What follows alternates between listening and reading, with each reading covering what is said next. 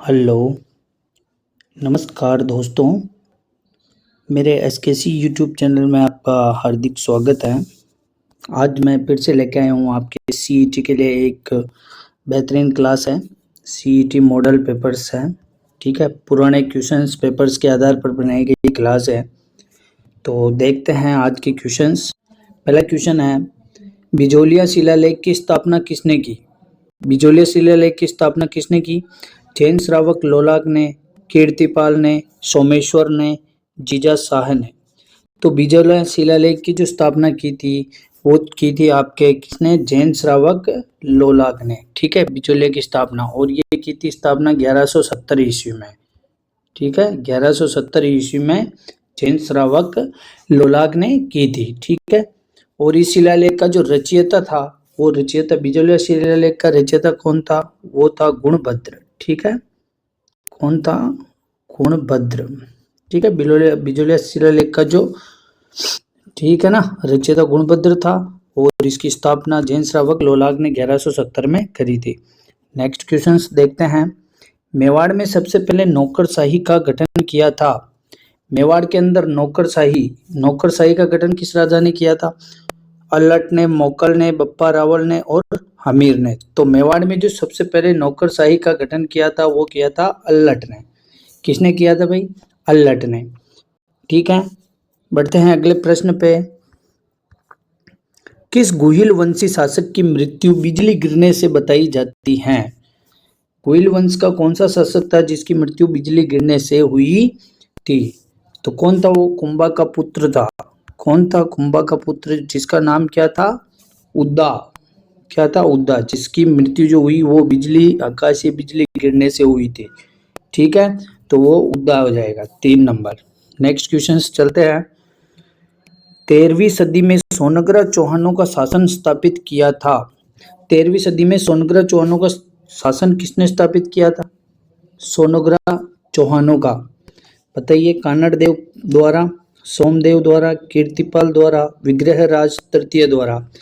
तो इसका जो आंसर होगा वो होगा आपके कीर्तिपाल द्वारा। किसके द्वारा? कीर्तिपाल।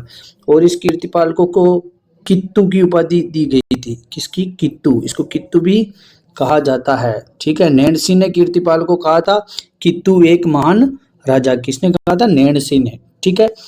देखते हैं अगले क्वेश्चंस को। जोध बसायो जोधपुर ब्रज कीनो ब्रजपाल, दिल्ली काशी मान दियो नेपाल। उपयुक्त में ब्रजपाल नामक जोधपुर के किस शासक को दिया गया है? ब्रजपाल, ठीक है। ब्रजपाल के नाम, ये जो स्लोगन है इसके अंदर ब्रजपाल किसको कहा गया है? ठीक है। तो अभय सिंह, विजय सिंह, जसवंत सिंह और मान सिंह। तो ब्रजपाल जो कहा है वो आपके विजय सिंह जी को कहा जाता है। किसको? विजय सिंह जी को, ठीक है। Next questions. राजस्थान का खजुराहो निम्नलिखित में से किसे कहा जाता है? राजस्थान का खजुराहो सबको पता है। दिलवाड़ा मंदिर, किराड़ू मंदिर, रणछोड़ राय मंदिर और बंडदेवरा मंदिर। तो क्या हो जाएगा? बाड़मेर में स्थित किराड़ू मंदिर। कहाँ स्थित है ये? बाड़मेर में है, ठीक है। और इसी को ही राजस्थान का खजुराहो कहा जाता है। अगले क्वेश्चन पे बढ़ते हैं। अचलदास खिचड़ी वचनिका से कहाँ का इतिहास मुख्य रूप से ज्ञात होता है? अचलदास खिचड़ी वचनिका, ये रचना किसकी है भाई? तो ये रचना है आपके शिवदास गार्डन की, ठीक है। इसके रचयिता हो जाएंगे आपके शिवदास गार्डन, ठीक है। अचलदास खिचड़ी वचनिका, इसके अंदर कहाँ का इतिहास है भाई? तो इसके अंदर आ जाएगा आपके गागरोन के खिच्ची वंश का इतिहास है। किसका है? खिच्ची वंश का, ठीक है। बढ़ते हैं अगले क्वेश्चन पे। लोक देवता जिसका मुख्य मंदिर लूणी नदी के किनारे स्थित है, लूणी नदी के किनारे, तेजाजी, मल्लीनाथ जी, पाबूजी और मेहाजी। तो इसका आंसर हो जाएगा बी, 2 नंबर, मल्लीनाथ जी, ठीक है। मल्लीनाथ जी का मंदिर है लूणी नदी के किनारे। Next questions. तेजाजी की पत्नी का नाम था, बताइए। तेजाजी की पत्नी का क्या नाम था? मैना दे, फूलम दे, नेतल दे और पेमल दे। तो तेजाजी की जो पत्नी थी वो थी आपके पेमल दे, ठीक है। क्या हो जाएगा? पेमल दे, ठीक है। Next question. चूप नामक आभूषण कहाँ पहना जाता है? चूप बहुत बार, बहुत से क्वेश्चनों में रिपीट होता है, ये पेपर्स में बहुत सी बार क्वेश्चन आता है। चूप, चूंब नामक जो आभूषण है वो आपके दांतों का है, ठीक है, दांत का है। क्या हो जाएगा इसका आंसर? दांत, ठीक है। नेक्स्ट क्वेश्चन, राजस्थानी लोक गीतों में गाए जाने वाला नेतल का भरतार किस लोक देवता के संदर्भ में है? नेतलरा भरतार, तेजाजी, हड़बूजी, पाबूजी और रामदेव जी। जो नेतल का जो भरतार है वो आपको बाबा रामदेव जी को कहा जाता है, ठीक है। नेक्स्ट क्वेश्चंस देखते हैं, कायलाना झील कहाँ पर स्थित है? कायलाना झील जोधपुर, अजमेर, पाली, नागौर। तो कायलाना जो झील है वो आपके जोधपुर में स्थित है। नेक्स्ट क्वेश्चंस देखते हैं, बजट्टी आभूषण पहना जाता है। बजट्टी यह आभूषण कहाँ पहना जाता है?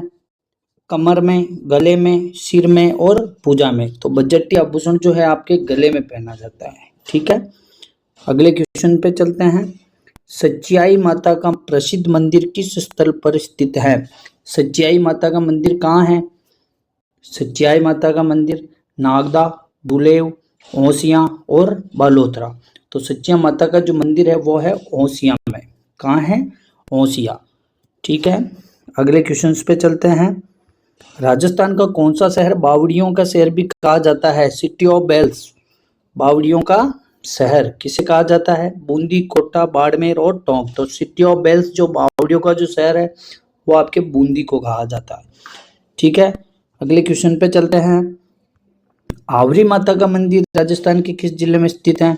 सवाई माधोपुर, चित्तौड़गढ़, अलवर और भरतपुर। जो आवरी माता का जो मंदिर है वो आपके चित्तौड़गढ़। कहाँ है? चित्तौड़गढ़, ठीक है।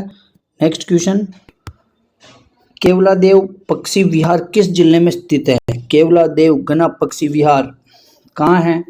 जयपुर, अलवर, भरतपुर और अजमेर। जो केवलादेव गना पक्षी विहार है वो है आपके भरतपुर। कहाँ है? भरतपुर के अंदर, ठीक है। चलते हैं नेक्स्ट क्वेश्चंस पे, झोजरी नदी का उद्गम कहाँ से होता है? झोजरी नदी का उद्गम नागौर किस स्थान से होता है? पोंडलू, सेवर, मनोहर थाना, नाग पहाड़। तो झोजरी नदी का जो उद्गम है नागौर जिले के पोंडलू गांव से होता है, ठीक है, नागौर के पोंडलू से, ठीक है दोस्तों। चलते हैं अगले प्रश्न पे, राजस्थान के किन जिलों में कुब्बड़ पट्टी का विस्तार है? कुब्बड़ पट्टी, ठीक है, किन जिलों में है? जोधपुर, पाली, नागौर, अजमेर, बीकानेर, नागौर, अजमेर, जयपुर। तो कुब्बड़ पट्टी जो है वो है आपके नागौर, अजमेर, ठीक है, नागौर और अजमेर।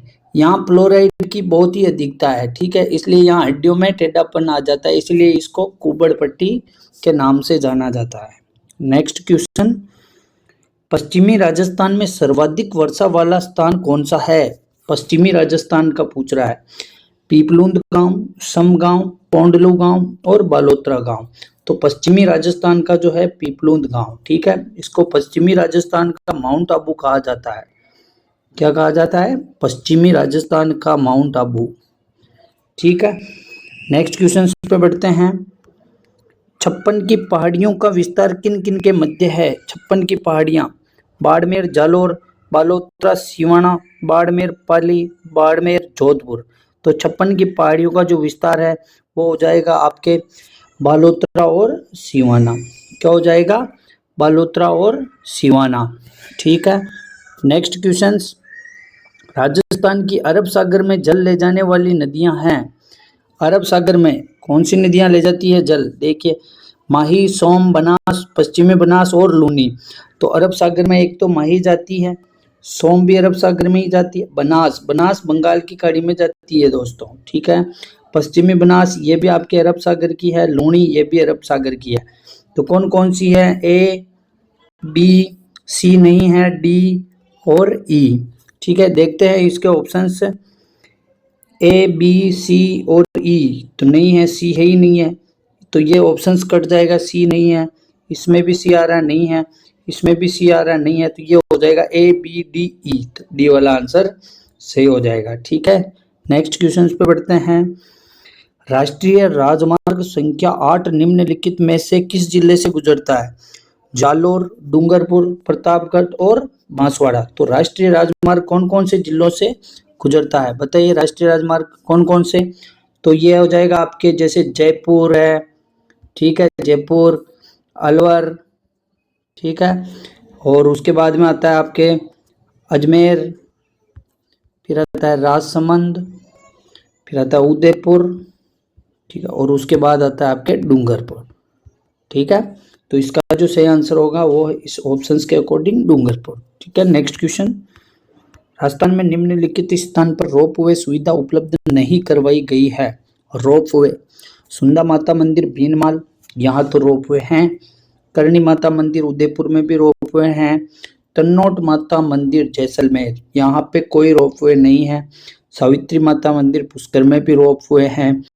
तो उपलब्ध नहीं करवाई गई है, तो आंसर हो जाएगा आपके सी, तन्नोट माता मंदिर जैसलमेर, ठीक है।